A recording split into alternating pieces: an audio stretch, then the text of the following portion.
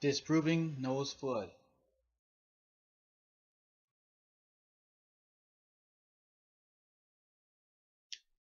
Well, I was going to do Genesis 1 first, but I decided to do Noah's flood first because I find this story more interesting and actually hilarious when you find out the actual facts here, the evidence I'm going to provide later for you.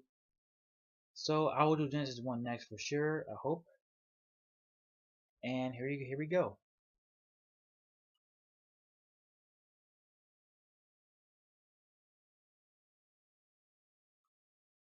So Genesis 6 is when the story of Noah and the flood begins here, where God saw that the world was becoming very wicked. So he decided, you know what? I regret making us. I regret making man, and I'm gonna get rid of them. So by doing this, what I'm gonna do here is I'm gonna cause a flood and kill everything on earth. Because man is messed up, I'm gonna kill everything on earth. Not just man, but everything else. Because I regretted making them. Even though I'm all knowing and all powerful, I knew it would happen. But you know what? I'm gonna go ahead and do it anyway because I don't feel like changing my plan. Here we go. Alright, so to start off now, I want to start off by talking about the dimensions of this arc here. And apparently the height was 45 feet, the length was 450 feet, and I've also heard like 500 something feet. I forget how much it was. Maybe it was 510 feet, and the width is 75 feet. So this is the approximate volume here of 1.5 million feet cubed. Um, this is basically like the if it was a rectangular or prism shape, that'd be the volume. But since it was not that shape, it was probably the volume would have been much smaller, I guess. But just for like a rough estimate here, that gives you the volume. Which when you think about it, seems kind of small because my house is a one-story ranch house, and probably 100 of my houses makes up that boat. Which I doubt you can fit thousands of animals in 100, and I think it's 102 of my houses, I think. So, alright, it already starts off seeming pretty sketchy here, but people still believe it though. So in Genesis 7, verse 2 and 3, it talks about who gets to go into the ark. And basically it's Noah's family, and then the misconception is two of every kind. But actually it's 7 pairs of the clean animals, and then 1 pair of unclean animals, and then 7 pairs of birds. So as he says, birds of the heavens, so I guess the ostrich and the penguin are kind of screwed here. Well, I guess that's why the freaking dodo went extinct too. Okay, so you have 7 pairs of all the clean animals. It's not just 2 of them, so you have 14 animals, not just 2, which adds way more than people actually think. But I guess they try to forget about that to get people to believe this. Instead of saying 7 pairs, they say 1 pair because they know that adding 12 more is gonna make it even more unbelievable. Alright, now it's time to talk about some incest, guys. Yeah.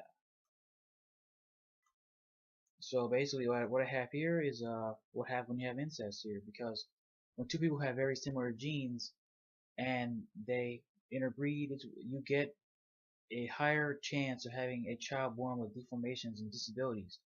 So basically what I have here is a list of the disabilities and diseases that the people from the incest cult in Australia had, and it was the fourth generation. This was the kids of the fourth generation here. These were their problems. They were deaf. Well, some were. I think one was deaf and blind, mute, deformed. One had intellectual disabilities. One had growth issues. Actually, there's one person. He had his eyes they weren't on the same plane, so that's pretty weird. But people actually believe this happened on a global scale for every species. So you honestly believe this happened? It's not. It's just impossible. So here's some problems with the actual flood story. Where did the water come from? Where did it go? Is there any evidence for this story? What caused it? Like what force was great enough to cause this flood to happen? And I'll talk about that more later. And in the ark, living space, how all those animals fit in there and survive for like what, a year? How they all get along? Like how did a lion and a gazelle get along for a year without yeah, especially the food and the water issue. A lion needs to eat food. and the gazelle is the food. So how did they survive without killing each other here? Um, they need what? I actually know how much food they need a year, and I will tell you about this later here.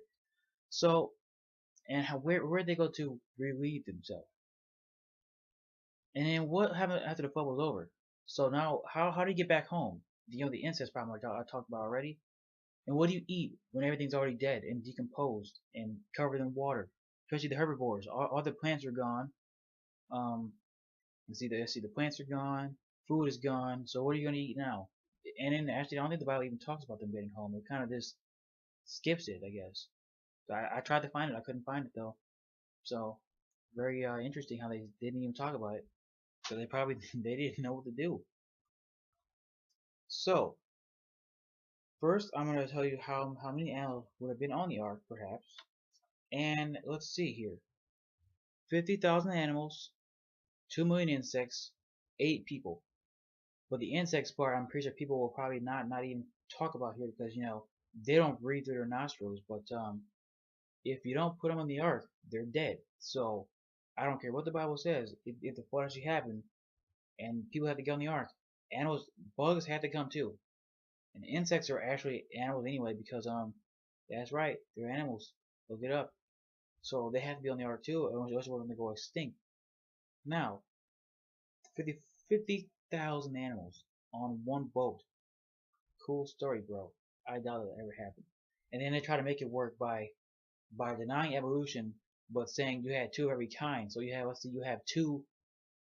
So they have two cats, for example, which actually are they clean or unclean? I don't know. But yeah, you have instead of having this two of every species, now you have two of every kind, which ranges from, well, for them, they don't understand how we classify animals. So they'll say, two of every genus or two of every phylum, or no, not phylum. That's too way too big.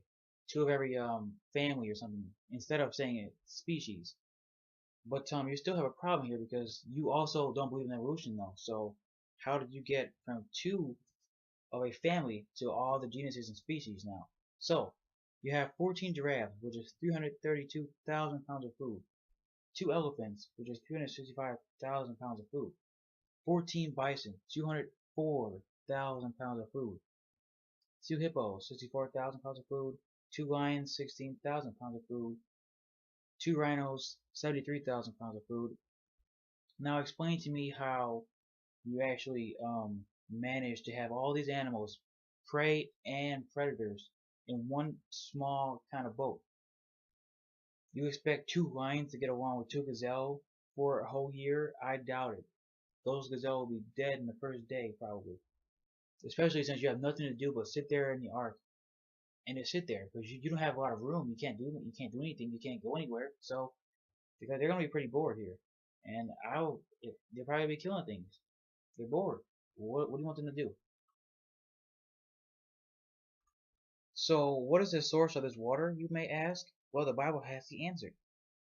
Genesis 7, verse 11 and 12. When Noah was 600 years old, waters from the heavens, I see windows of the heavens were opened, and fountains of the great deep, verse 4. So you have water from above and water below. Both don't make much sense. Fountains in the water, never heard that before. And the creationists will tell you that that was the mid-ocean ridges, and the windows of the heaven they never even talk about. I guess they try to make some excuse, but I never heard of an excuse for that. And you'll find out the water on the ground does not add up to 6 miles of water. You'll find out how little water you will find here, and it is hilarious. Before I go on, I just want to explain here probably what our ancestors probably thought when they wrote this or talked about this story.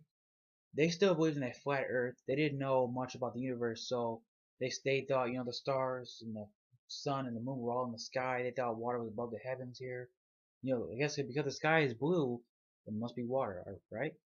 So this is basically a basic picture. I couldn't find anything better than this, so this is what I used here, and you'll see how they probably thought that it actually happened this way because you have these the water above the heavens, and I guess the sky broke or something and allowed the water to get in. and then water on the ground escaped and was able to get out.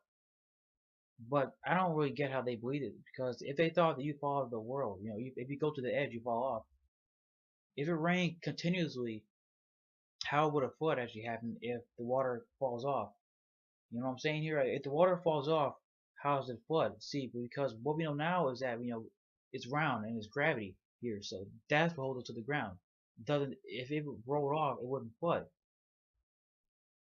At least not 6 miles of water. It probably maybe flood a little bit before it goes off to the edge of the earth here. But here it's not gonna go 6 miles.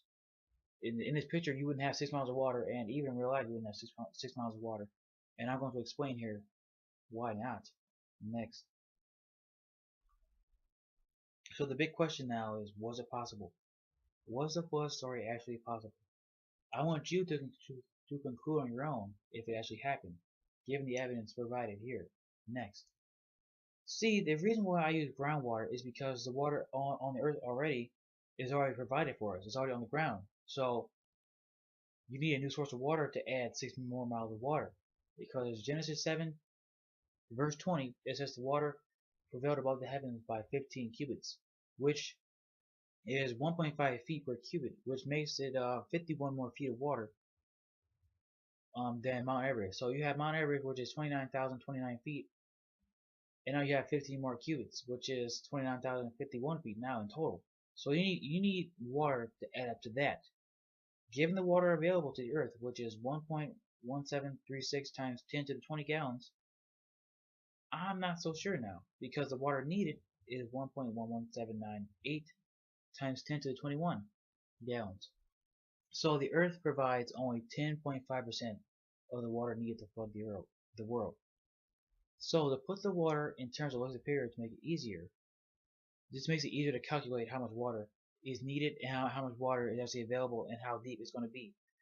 Because Lake Superior is 3 times 10 to the 15 gallons of water, and it has an average depth of 483 feet. The surface area of the earth is 196.9 million square miles, which in terms of Lake Superior again is 6,211 Lake Superiors. So the available water is now 6.3 Lake Superiors high. If you were to put all the water together and calculate how deep it was going to be, you put all the water on the earth, is 6.3 Lake Superiors high. But here's the problem. Lake Superior's average depth is 483 feet. So to calculate this is a rough estimate of how this water is going to be, is now only about 3,000 feet, which is just more than half a mile. Now this number is actually larger because I think the deepest point on Lake Superior is actually 1,000 feet, but the average depth is only 483. So this is a rough estimate of only 3,000 feet. It may be a little bit more, but this is the best estimate you can possibly do for the world that I can do. So isn't that a big problem? The water is only half a mile deep, which means all you have to do to survive this flood is go inland. All you have to do is go 3,000 feet above sea level, and you're safe. Which is not even half a mile. Oh, it's just about half a mile. So most of the world is not going to be covered in water here. So the flood, birds. Why are the birds on here if they can just fly away? Insects. Well, I guess why they don't provide the insects then. So here's a question now. Was the flood possible?